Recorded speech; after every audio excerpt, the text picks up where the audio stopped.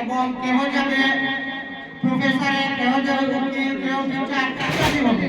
তো এটাও একটা অবিচ্ছেদ্য অঙ্গ যে ছাত্র সংসদ নির্বাচন দ্বারা এটা বুঝাতে চাই যে ভবিষ্যতে যে ভোটের অধিকারটা কিভাবে আমরা অর্জন করতে পারবো এটা আমরা শিখাতে গিয়ে আর লায়লা মেমোরিয়াল একাডেমি স্কুলের ছাত্র সংসদ নির্বাচন যে আপনারা দেখতে পারেন যে এখানে স্কুলের আনাচে কানাচে বিভিন্ন ধরনের পোস্টার, 5টা পদে আর নির্বাচন।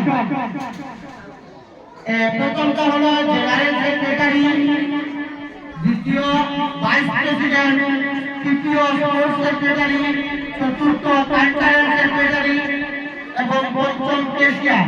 এই 5টা পদের নির্বাচনের মোট ক্যান্ডিডেট 15 জন। আমি অনুরোধ করবো সকল ক্যান্ডিডেটকে একবার বাইরে হওয়ার জন্য। 15 জন মোট ক্যান্ডিডেট, এর মধ্যে আজ প্রতিযোগিতা হবে।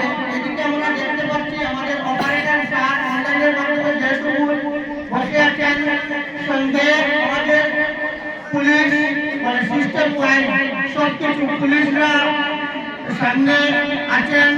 এছাড়া সব ক্যান্ডিডেট এক এক করে এজেন্ট এখানে এই আমরা দেখতে পাচ্ছি। মেয়েদের মধ্যে 5 জন, এইদিকে ছেলেদের মধ্যে 6 জন, এইদিকে মেয়েদের মধ্যে আরো 5 জন এজেন্ট।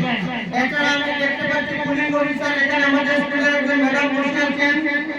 এইদিকে আরেকজন স্যার দেখতে পাচ্ছি আমরা পুলিশ অফিসার বসে আছেন এবং প্রিসাইডিং অফিসার আমাদের অপারেটর স্যার।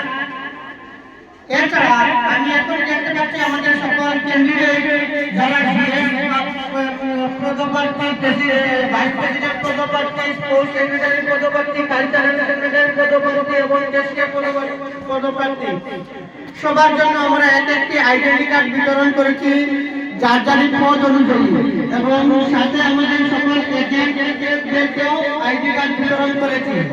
তো আমি বাকি সব যে যত ধরনের স্কুল কলেজ আছে আমি অনুরোধ রাখবো এটাই যে এরকম একটা পরিস্থিতি বাচ্চাদের শিক্ষায় ভবিষ্যতে তারাই যেহেতু ভবিষ্যৎ এই দেশের ভবিষ্যৎ, তাই তারাই রাজনীতির প্ল্যাটফর্মে গেলে কিভাবে আমাদের ভোট অধিকার গ্রহণ করতে হয় এবং যে কোনো পদপ্রাপ্ত হলে কিভাবে অংশগ্রহণ করতে হয় তারা পারবে। এই সব বলে আমি আমার বক্তব্য এখানে সমাপ্ত করলাম। ধন্যবাদ।